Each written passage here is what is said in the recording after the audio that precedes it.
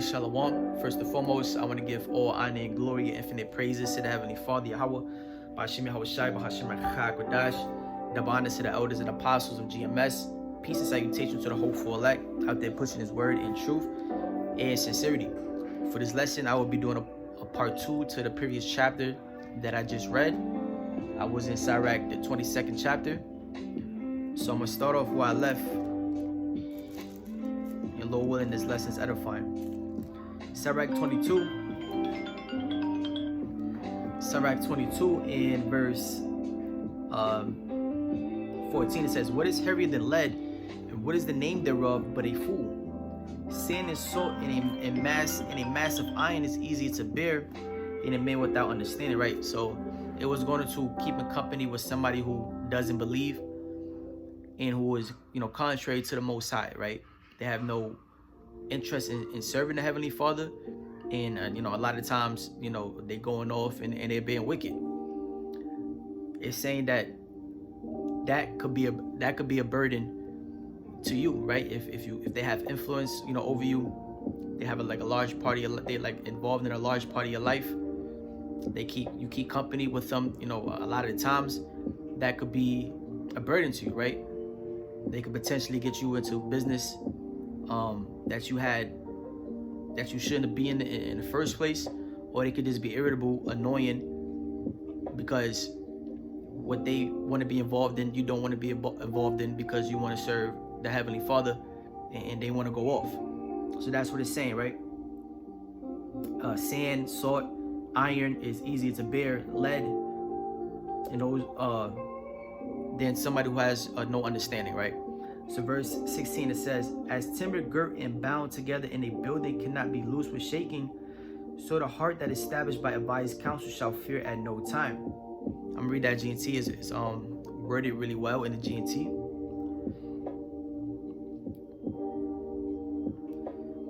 Verse 16 GNT, it says, "A wooden beam can be put into a building so firmly that an earthquake cannot shake it loose. A person can be trained to use reason and good sense so well that he keeps his head when a crisis comes." Right, so you could look at a wooden beam, in the earth, and an earthquake comes, and that wooden beam is firmly there, and it didn't move, it wasn't shaking or nothing. That could be likened to somebody catching hell. The earthquake representing, trials, adversity. And because he's so grounded in the Most High, right? Because his spirit is so grounded by a wise counsel, right? The precepts, the knowledge of the Most High. When he goes through trials, adversity, such as like an earthquake, then he will be grounded and he wouldn't be moved, just like how that wooden beam was stuck into the earth. So that shows, the importance, in knowing, right, and growing in the Most High, because it keeps us grounded in the faith. Verse 17, it says, "A heart settled upon a thought of understanding is as a fair plastering on the wall of a gallery. Pale set on a high place would never stand against the wind, so a fearful heart and imagination of a fool cannot stand against any fear." GNT. It says, "A mind that thinks things through intelligently is like a firm wall finely decorated," right? So if your spirit has sense to it, right, your life is governed by the Heavenly Father. Your life is governed by the scriptures, the Bible. It's like a room that has a lot of nice gallery, right? Not a lot of nice paintings on the wall. It's decorated, very well, and it's it's nice to look at, right? That's like somebody's spirit who's grounded in the Most High. Then it says, "Small stones on top of a wall would not stay put when the winds blows, and a person whose stupid ideas have made him timid would not be able to stand up to frightening situations." Yeah, so just like how a wall can have, rocks on top of it. Let me make sure I read that right. Yeah, so just like how, let's say for example, right, a brick wall, it has rubble on top of it. When a storm comes, some of the bricks get knocked off, or some of the rubble get knocked off of the wall. That's like somebody who's not grounded in the Most High, right? Somebody who has a fearful heart. In Sirach, the 2nd chapter, right, it talks about those who are fearful, they ultimately not going to be protected because they don't have enough faith in the Heavenly Father. Which goes to show you how important it is to have faith in the Most High, and we can't be fearful. So if somebody does have that spirit, when let's say just like for the prior example, if an earthquake was to happen, earthquake represents adversity and trials, that person would be able to stay grounded, and that person will fall over. Verse 19, it says, "He that pricketh the eye will make tears to fall. He that pricketh the heart make it to shew her knowledge." Right. So if you hurt your eye, you have teardrops, and somebody who hurts another person, for example, you might hurt somebody's feelings, emotions, or you might say something fairly mean to a person, or say something to a person that will get them angry. You can see based off how they respond to it what type of person they are, or what's in their heart, right? What's in their spirits. It says, verse 20, "Whoso casteth a stone at the birds fareth them away, and he that upbraideth his friend breaketh his friendships." Right? So you throw a stone, you know how birds, they gather around. If you throw something at the birds are gonna fly away. That's their natural instinct, right? And he that upbraideth his friends, when you upbraid your friends, it means to insult, I believe. I can search it up. Let me see what it says, GNT. I'm gonna read GNT. "If you stick something in your eye, tears will flow. And if you hurt a person deeply, you will discover his true feelings. If you throw rocks at birds, you will scare them away. And if you insult a friend, you will break up the friendship." Yeah, so upbraideth means, to assault somebody. So you insult your friend, you could break up that friendship, just like how those birds flew away. Verse 20. Verse 21, it says, "Though thou drewest a sword at thy friend, yet despair not, for there may be a returning to favor." Let's say if you get into a fight with a friend, that's what like drawing a sword means, right? You get into a fight, things get heated with a friend. You and that individual could always make up whatever happened between you and that individual. Right? That's not the end all be all, right? Your friendship still might be able to withstand whatever it is that y'all went through. Verse 22, "If thou hast opened thy mouth against thy friend, fear not, for there may be a reconciliation." Right? So if you guys had a couple words with each other, had an argument, it's okay. That doesn't mean it's the end of your friendship, right? You guys can always reconcile. It says, "Except for upbraiding or pride or disclosing of secrets or a treacherous wound, for these things every friend will depart." Right? So you and a friend can make up, depending on what it is that you and that man or woman, whatever, you and that individual went through. Right? Most people would depart for insults. People, you insulting somebody, right? Pride, not being reasonable. Disclosing of secrets. You told somebody something in faith, or I think that's how you say, right? You told somebody in faith, and that person went and told, whatever it is that you told them that you wanted to stay between you and just them, went and told it to everybody else. And it says, or a treacherous wound, right? Or somebody did something, very treacherously towards you, to where it's like there is no reconciliation because of a specific act or something that happened. For these things where every friend would depart, right? So once again, Sirach, why he's saying, so how to conduct and how to operate, right? So in a friendship, things like this could end a friendship. It says, verse 23, "Be faithful to thy neighbor in his poverty, that thou mayest rejoice in his prosperity. Abide steadfast unto him in the time of his trouble, that thou mayest be heir with him in his heritage." Right? So be faithful to your neighbor, right? You have a friend, your brother, in his poverty, right? He might be down, he might be catching hell, going through trials, adversity, right? There's numerous examples of this in the scriptures. The first example that I thought about was King David. A lot of times, he had lows, things wasn't looking well for him, and when the Most High end up delivering him or giving him the victory, those men that stood by his side will have it even just a higher honor with King David, because they stood by his side.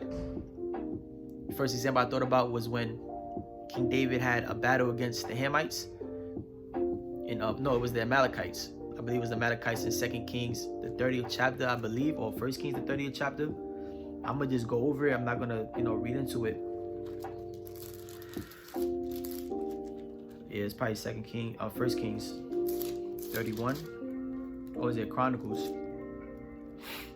I'm gonna just quote it so I could. It's like, I'm gonna grab it real quick.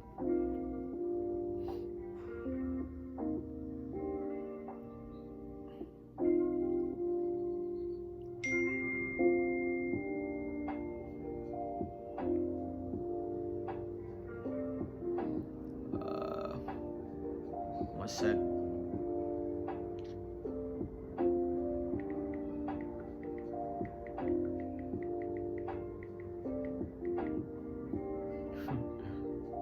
Oh, it's 1 Samuel, Sirach. So it's 1 Samuel, the 30th chapter. I'm gonna just quote it, right? But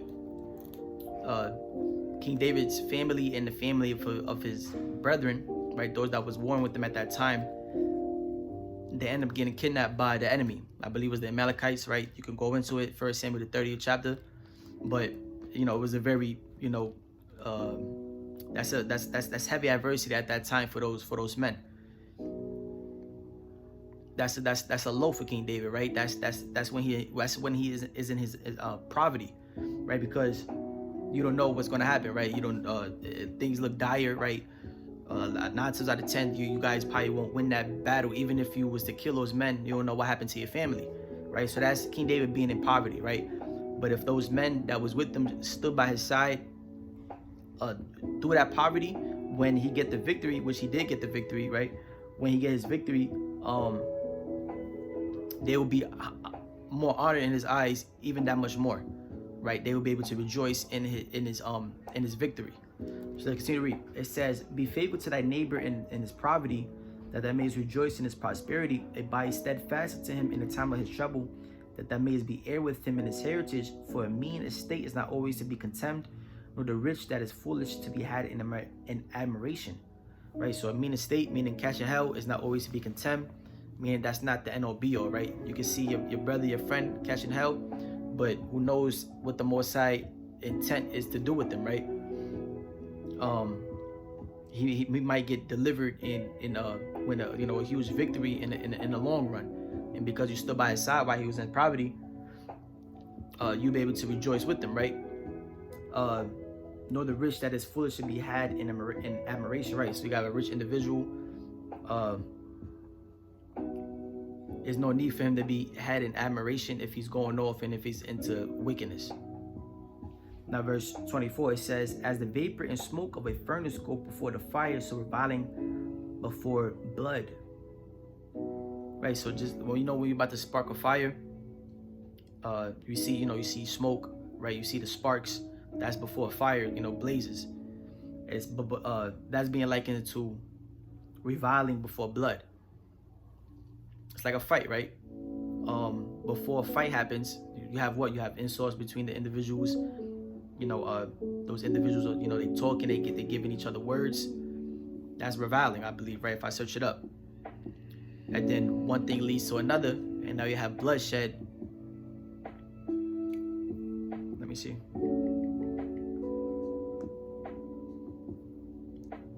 Yeah, reviling is the act of using abusive, scornful, or contemptuous language to criticize someone or something strongly. So that's what happens before, somebody, may get hurt, right? Bloodshed. It says, "I would not be ashamed to defend a friend, neither will I hide myself from him." Right? If you have a friend, there's no need to be ashamed to defend him, right? In the truth, right? Who is our big brother, right? Who is our King, our Messiah, Yahushai. Okay, so we're not ashamed to defend Yahushai against anything. It says, "And if any evil happen unto me by him, everyone that heareth it will beware of him." Right, so we're not ashamed to defend a friend, right? We move honorably And if any evil was to happen to me by a friend that I did nothing, wrong to, you did nothing wrong to this friend, all right, and he still performed evil to you, even though like you're known for being honorable and you just stood by his side, other men will hear of it and beware of him, right? So once again, why he's saying in the book of Sirach, right? Verse 27, who shall set a watch before my mouth and a seal of wisdom upon my lips, that I fall not suddenly by them, and that my tongue destroy me not? Yeah, I always think of James, right? James, the second chapter, it talks about how the mouth is a small member, but it steers a giant ship, right?